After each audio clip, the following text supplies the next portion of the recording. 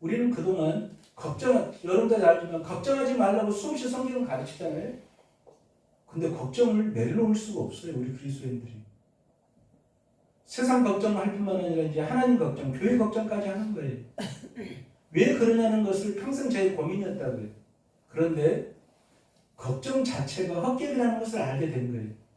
그러면 걱정을 붙들고 우리가 기도하거나 걱정을 붙들고 우리가 뜨겁게 찬양한들 우리한테는 어떤 위로가 된 것 같지만 우리가 사단에게 속은 거예요.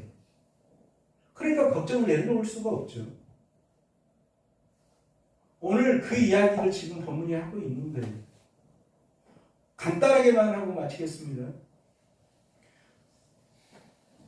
좀 장황해서 그런데 어떻게 보면 베드로 사도가 너무 이 부분에 있어서 장황하게 많은 이야기를 한 것은 사실이에요. 2장 1절에서 3절은 거짓 선생님들의 본질이라 할 수 있죠. 거짓 선생님들이 가지고 있는 그 핵심, 그 사람들의 특징이 뭔지를 설명하고 있는 것이 1절에서 3절이에요. 그 다음에 4절부터 9절까지가 그 거짓 선생들과 따르는 사람들에 대한 심판이 분명하게 있을 것이라 하면서 그 세 가지 예를 들죠. 천사가 타락한 그 악마, 사단이 된 거기에 대한 심판과 또 롯에 대한 그 당시 소돔과 고모라에 대한 심판, 그 다음에 노아 홍수 때의 심판, 이렇게 해서 반드시 거짓 선생을 따르는 자들에 대한 심판에 대한 있을 것에 대해서 이야기하고 마지막 22절까지는 거짓 선생들의 구체적인 성품이 어떻게 드러나는지를 우리가 잘 파악하라고 보이고 있으면 돼요. 오늘은 그 점에 있어서 가장 본질적인 거 아까 있어서 우리가 걱정을 안 하려고 걱정을 붙들고 기도하기보다는 걱정 자체가 우리를 속이는 사단의 미혹이라는 것을 알 때 비로소 우리가 걱정으로 해방되는 것처럼 우리가 이 거짓 선생들의 미혹되는 근원적인 것이 무엇인지를 우리가 알아야 돼요. 우리가 거짓 선생들의 대부분의 사람들이 하나님의 교회나 신천지 이단에 빠진 근본적인 이유가 뭔지 아세요? 욕심 때문이에요. 신학적 욕심 때문에. 한번 따라해볼 거예요? 욕심 때문이다. 욕심 때문이다 그러면 우리는 쉽게 욕심 때문에 빠진 거 아니에요. 하나님에 대한 욕심, 신앙에 대한 욕심, 성경을 많이 알고자 하는 그 욕심 때문에 이단에 빠져드는 거예요. 아셨죠? 그래서 신앙은 절대 열심이 아니라고 제가 말하는 것이 그래서 욕심 때문인데 이 욕심에 대해서 한번 로마서 한번 찾아볼까요? 야고보서부터 먼저 보겠습니다. 야고보서 바로 앞에 있습니다. 야고보서 1장 페이지 371쪽이에요. 7분 안에 마치겠습니다. 그러나 잘 들어야 됩니다. 안 듣다 사람 옆으로 좀 보이도록 1장 14절 16절 크게 한번 읽겠습니다. 시작. 오직 각 사람이 시험을 받는 것은 자기 욕심에 끌려 미혹됨이니 욕심이 인간을 결절하고 죄가 장성한 사망을 낳으리라. 내 사랑하는 형제들아 속지 말고. 우리가 속는 까닭은 사단의 가르침이나 사단의 미혹에 속는 까닭은 우리가 욕심 때문이다. 우리의 욕심은 욕심 때문인데 속는 사람은 누가 속죠? 어리석은 사람이 속아요. 이거 중요한 이야기입니다. 아까 믿으면 지혜가 필요하다고 그랬죠. 실은 우리가 욕심만 강조하지만 실은 욕심이 잉태한 즉 죄를 낳고 죄가 장성한 즉 사망을 낳는데 이 죄와 사망을 낳는 이 욕심은 뭐로부터 시작된다고요? 어리석음이라는 것을 꼭 기억을 해야 돼요. 욕심은 뭐다? 어리석음이지. 그걸 꼭 기억해야 돼요.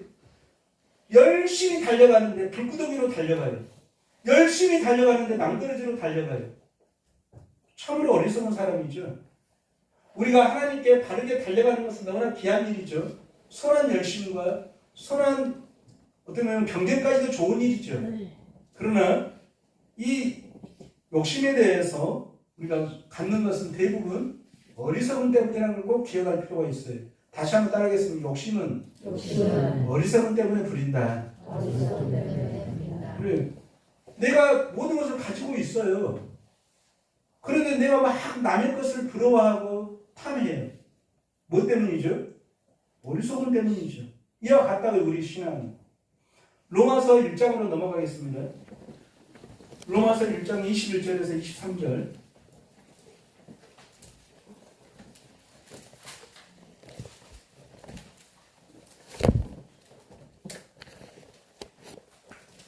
페이지 240쪽입니다. 그러니까 제 깨달음을 성경에서 다 말하고 있다니까요. 그래서 제가 때가 되면 성경만 팔려고 그래요. 왜냐면 성경이 다 우리에게 그러나 흩어져 있고 어느 부분은 우리가 이걸 떼맞추기가 어려워서 그러죠. 21절부터 아까 욕심을 부리는 까닭은 뭐라고요? 어리석음 때문이라는 것을 꼭 명심해야 돼요. 욕심 때문이 아니라 욕심은 더 근원적으로 어리석은 욕심이라고요. 21절부터 읽겠습니다. 시작. 하나님을 알되 하나님을 영화롭게도 아니하며 감사하지도 아니하고 오히려 그 생각이 허망하여지며 미련한 마음이 어두워졌나니. 그래요. 우리 생각이 죄로 인해서 아담 안에서 우리가 죄인 됐을 때 우리 생각이 뭐 한다고요? 허망하여졌어요. 허망은 망상을 부린다고요. 우리 생각이 뭐라고요? 허망하여지고 우리의 마음이 어두워졌어요. 이건 꼭 명심해야 돼. 죄의 속성이 뭐라고요? 죄의 본질이 생각을 허망하게 하고 우리 마음을 미련하게 하는 거예요. 어두워지게 하고. 22절 읽겠습니다. 시작. 스스로 지혜에 따라 어리석게 되어. 그래요. 생각이 어두워지고 마음이 어두워지고 미련해지는 사람일수록 그 생각을 고집한다고요. 그래서 그 사람이 똑똑하다고 그래요. 이단에 빠진 사람들 특징이 뭐죠? 자기 생각만이 전부는 누가 말해도 안 들어요. 목사가 가서 말씀을 권면해도 아니라고. 이단에 빠진 사람들은 그렇습니다. 어느 성도 넘어 누구 말도 안 들어요. 생각이 미련하고 어두워져가지고 자기가 착각하는 거예요. 자기가 가장 똑똑하다고. 누구 말도 안 들어요. 하나님 말씀 앞에도 무릎 꿇지 않죠. 그래서 어리석게 됐다고요. 어리석게 되면 아까 어리석음이 뭘 가져온다고 그랬죠? 어리석음이 뭐다 그랬어요? 욕심을 낳는다고요. 알죠? 앞에가 있어요. 욕심이 잉태하여 죄를 낳는다는데 앞에가 제가 만약에 죄송합니다. 장난입니다. 제가 야고보 사도였다면 앞에다가 어리석음을 넣어가지고 어리석음이 결혼해가지고 이렇게 나오면 더 재밌을 것 같아요. 이 어리석게 되었는데 23절의 어리석음의 결과예요. 시작. 썩어지지 아니하는 하나님의 영광을 썩어질 사람과 새와 짐승과 기어다니는 동물 모양의 우상으로 바꾸느니라. 그래요. 이 썩어진 사람, 어리석게 되니까 어쩐다고 이제 하나님을 참되게 우리를 자유케 하고 우리에게 생명 되신 하나님을 섬기기보다는 이제 우상을 섬긴다고요. 뭔 결과를? 어리석게 되어서. 제일 어리석은 자들의 특징이 뭐냐면 우상을 섬겨요. 우상이 뭘까요, 그러면? 여기서 중요한 얘기. 우상이 뭐예요? 우리가 붙잡는, 왜 우리가 붙잡을까요? 먹음직하고, 보암직하고, 그러기 때문에. 썩어질 것인데, 우리에게 오히려 우리를 더 힘들게 하고, 우리를 죄 가운데 끌고 감에도 불구하고, 당장은 우리가 보기에 그것이 우리에게 도움이 되고, 좋아 보이니까 그러는 거예요. 이것이 어리석음이라고요. 이 어리석음을 가지고 만들어내는 것이 우상이에요. 이 우상을 붙드는데 참 하나님을 붙든 것에는 뭘 붙든다고요?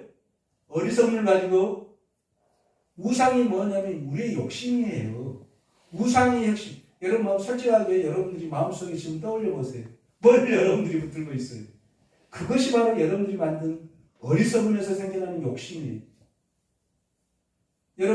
제가 김남희 목사님 사모님한테 목사님 그립다 그러고 그리움이 본인이 그러더라고요. 그리움이 깊어질수록 다음에 천국 가서 만나면 너무나 좋을 것 같으니까 그리움이 깊어진 것을 본인은 너무나 멋진 말을 하시는 거예요. 그래서 내가 사모님한테 장난스럽게 내가 김남희 목사님한테 다 훌륭한 점이 한 가지 있는 것 같습니다. 김남희 목사님 사모님한테 너무 잘해줘가지고 지금 그림을 남기지만 남존만은 내가 죽으면 절대 춤출 거라고 얼마나 좋냐고. 우리 마음속에 우리가 어리석음 때문에 하나님이 아니라 뭔가를 만들어내서 붙든다고 해요. 이것이 우리의 욕망이에요. 그럼 가장 큰 욕망이 뭘까요? 우상을 이제 더 본질적으로 들어가면 우리 몸을 나로 여긴다. 우리 욕심, 우리 생각을 나로 여겨요. 우리가 이것을 놓친 거예요. 이 몸이 우리가 예를 들어서 누군가 돌아가시면 우리 부모님이 돌아가시면 절합니까?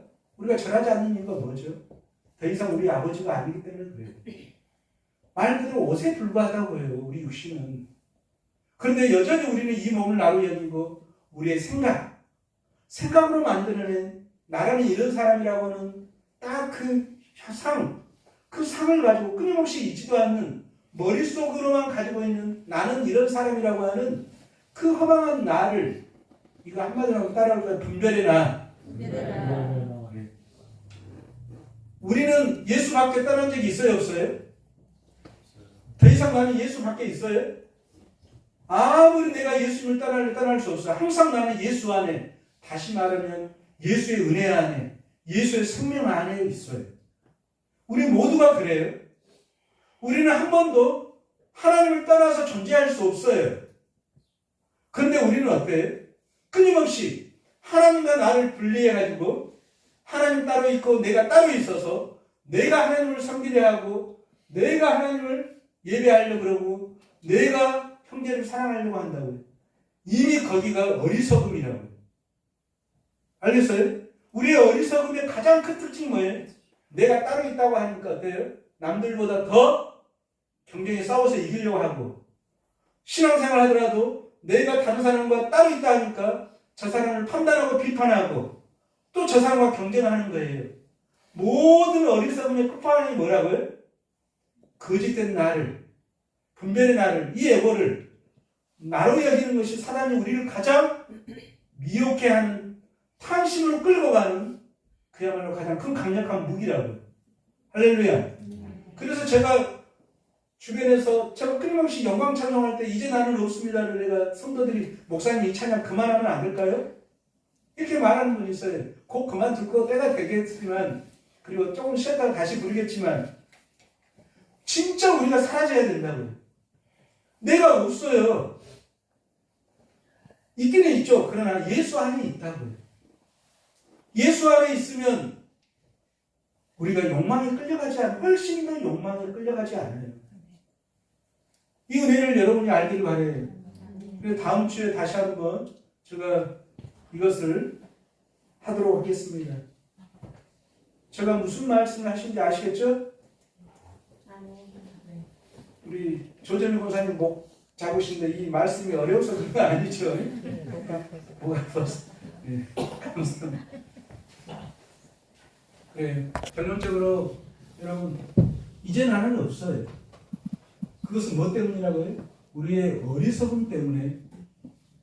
그러면 예를 들어 김계호 목사님 희준이가 누구 손자예요? 이거 중요합니다. 누구 손자예요? 우리 손자죠.